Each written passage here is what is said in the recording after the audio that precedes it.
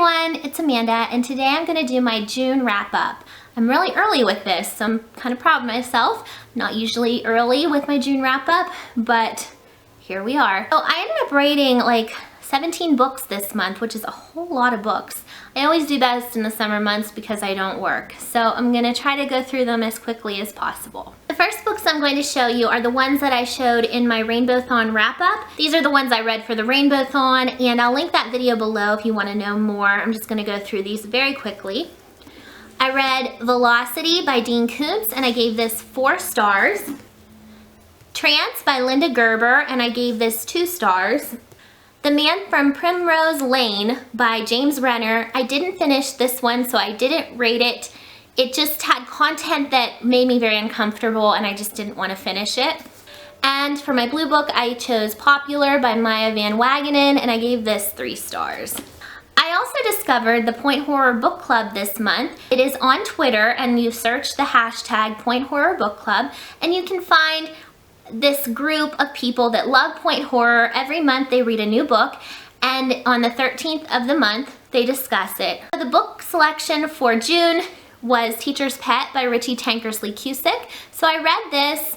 It was your typical point horror kind of story. I was a bit surprised because it takes place in a summer camp setting, and I would have thought it would take place in a school, but it was pretty good. It was, like I said, your typical plot. This girl goes to camp and strange things start happening. She's at a writer's workshop at this camp. I think I gave this one 3 stars. I think it actually may have been like a 2.5 star rating, but it was a lot of fun.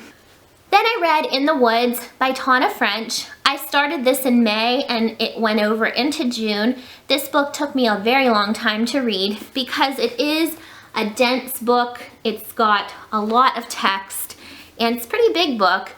It is about this murder that has occurred, and it may possibly be connected to a murder that happened in the past.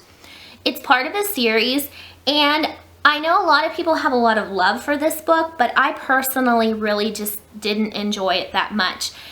It's very wordy, very detailed, and the writing style was one that was a bit difficult for me to really get into and enjoy. So it was kind of a tedious writing style. I did like the characters, and I did like how everything kind of came together in the end, but the middle part and even the beginning part was very slow for me and very trying to read. So overall, I gave this a 3 out of 5 stars. Then I read The Likeness, which is book 2 in the Dublin Murder Squad. This one focuses on Cassie, who is a detective in the first book, and the plot of that one was more interesting to me. I did find it to be more engaging. I enjoyed that one more. But again, I just can't get into the writing style. I did give that book a 4 out of 5 stars. I did think it was interesting, but I'm not going to continue the series. So overall, a decent book, but not something that I'm that attached to that I want to continue. I also read Sights Unseen by Kay Gibbons. This I started in the Rainbow-thon but was unable to finish it. It is about a woman named Hattie who is recounting her childhood in the 60s when she grew up with a mother who had manic depressive disorder. Manic depressive disorder is actually what is known as bipolar disorder now. And so her mother goes from stages of mania to depression, and it was very, very interesting to read what it was like for her daughter to live through this. Not only is Hattie dealing with her mother and all of her issues, she also has a lot of other dysfunctional things happening in her life around with her family. So I really enjoyed this book. I don't know that it was an enjoyable book. I think it was more that it was informative and interesting, and I learned a lot. I did read that the author, Kay Gibbons, actually is bipolar, so she really does know what she's talking about, so it's fairly accurate as to the portrayal of someone with this disorder. Overall, it was a great, great book, very good read, and I gave it 5 stars. I also read Flawless by Sarah Shepard. This is book 2 in the Pretty Little Liars series. I think I'm done with the Pretty Little Liars series. I graduated high school about 17 years ago, long time ago, 1998, And I think if I would have read this in high school, I probably would have enjoyed it. But because I'm so far removed from that time of my life, the high school drama and teen angst and all that stuff that's in this book doesn't really interest me, and I really don't like any of the characters in this book. They all kind of annoy me, to be honest. So what I did is I just looked up on Wikipedia what happens in the series. So I do know who A is. I thought it was very interesting to read there. It was a lot quicker than reading all these books. So overall it was a decent book. I think I gave it 3 stars, but I don't feel like I want to commit to the rest of the series. I also read Sister by Rosamund Lupton. This book is about a woman named Beatrice who was born in London and has moved to the US. And one day she gets a phone call that her sister Tess, who she is very close to, has disappeared. The police have come to a conclusion as to what has happened to her sister, but Beatrice does not feel willing to accept that conclusion, so she decides to investigate herself. It's basically a police procedural with a twist. You've got a lay person investigating this incident, and I found it very interesting. There is a bit of a strange point of view in this book. You've got Beatrice telling the story of what happened, present tense, to the lawyer, and then she's also talking to her sister in second person. And it gets a bit confusing at times reading that. I did think it was interesting, but I also found myself a bit lost at times. There's also a fairly significant plot twist that I found very interesting and clever. And overall, I found it to be a very good book. I gave it 4 stars. I also read Little Mercies by Heather Gudenkauf. This was the first book I've read by her, and I will definitely be reading more. I really enjoyed this book. It's about a woman named Ellen who is a social worker, and she one day makes a mistake that affects the rest of her life. And that's about all I want to say, because that's all I knew going into it, and it made for a great story that way. There is a fairly significant thing that happens in the beginning, and that's why I don't want to say, because it kind of sets up the rest of the story. Overall, I found this to be a really good book. I really liked the character of Ellen, and I also loved her mother's character. Her mother, I believe her name was Marjean. She reminded me so much of my grandma, and just her personality and everything just reminded me so much of her. It almost felt like I got to revisit my grandma in a weird way, if that makes any sense. So I really did love that. I gave this book 5 stars. In the back of this book is another little mini story. It's the prequel to this story. It's called Little Lies. I read that as well, and it's kind of like a murder mystery that Ellen is dealing with. And it was okay. I'm not the biggest fan of novellas because they are so short. You don't get to really get into the plot too much. I gave it 3 stars. It was worth reading, but not the best. And I read The Grace Keepers by Kirsty Logan. This I received from Blogging for Books in exchange for an honest review. And I have to say that this cover is absolutely gorgeous. Probably my favorite book cover of all time. It's so pretty. This is a very interesting world. It's a dystopian world that's where basically the entire world is covered with water, and there are just little islands dispersed throughout. There are 2 types of people: the damplings, who live in the water and live on boats, and the landlockers, who live on the land.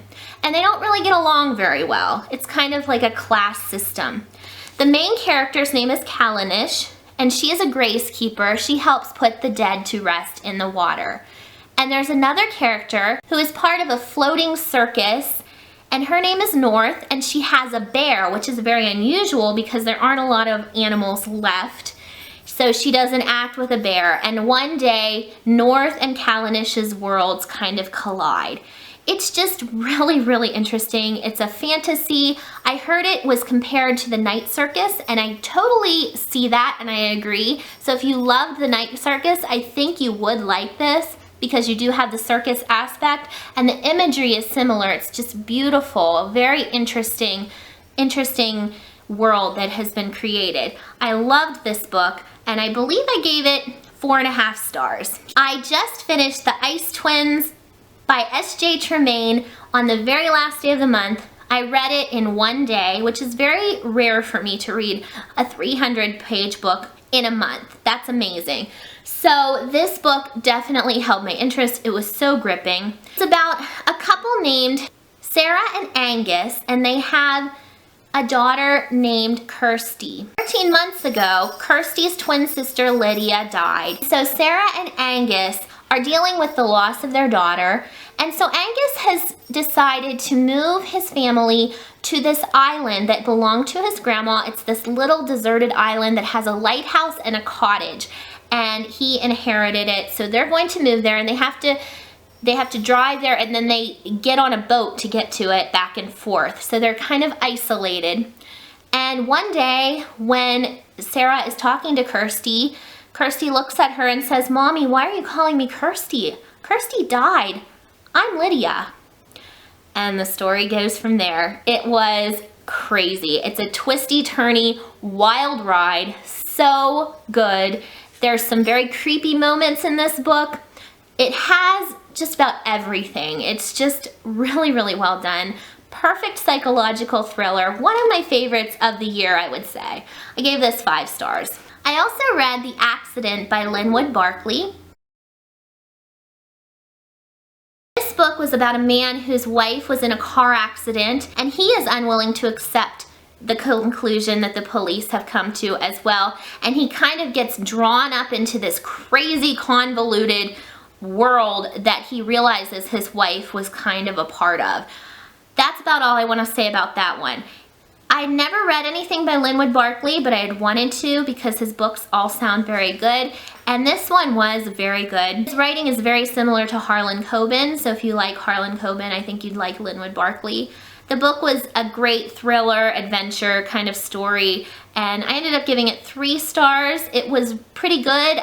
3 stars for me is that I enjoyed it, but there was nothing about it that I absolutely loved, but it was fun. And the last book I read was Hyacinth Girls by Lauren Frankel. I received this from Blogging for Books as well in exchange for a review, and I really liked this book. It is about a girl named Cassie who lives with her mother's best friend named Rebecca because her parents are dead. And Rebecca is telling the story in the beginning, and one day she receives a phone call from Cassie's principal saying that Cassie bullied another girl. Rebecca does not really believe this because the girl she knows wouldn't do that. And it kind of goes from there, and there's a lot of twists and turns in this book. I thought this was a very good book. I think this would be a very important book for parents to read because the overarching theme of the story is how well do you know your children? You might think that you know them very well, but you don't know them in their school setting. And I found it to be kind of scary as a parent, but also very, very good. I also think teenagers would benefit from reading this book. It is an adult book as far as I know. It reads like an adult book, but I think that older teenagers would appreciate it. Overall, I gave this 5 stars, and I really, really liked it. And that's it. Those are all the books that I read in June. I had a great month. I'm hoping that July and August are great as well, as I'm still off of work and have more time on my hands to read. Thanks so much for watching, and I'll see you next time. Bye.